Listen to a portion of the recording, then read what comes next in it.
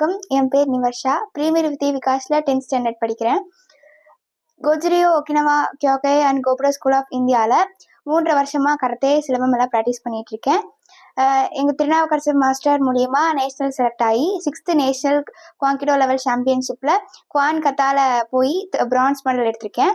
இதை எனக்கு வழிநடத்தின குவாங்கிடோ அசோசியேஷனுக்கும் எங்கள் திருநாவுக்கரசர் மாஸ்டருக்கும் என்னை பத்திரமா கூட்டிகிட்டு போன சதீஷ் சாருக்கும் பிராங்க்லின் மினி சாருக்கும் நன்றி தெரிவிச்சுக்கிறேன்.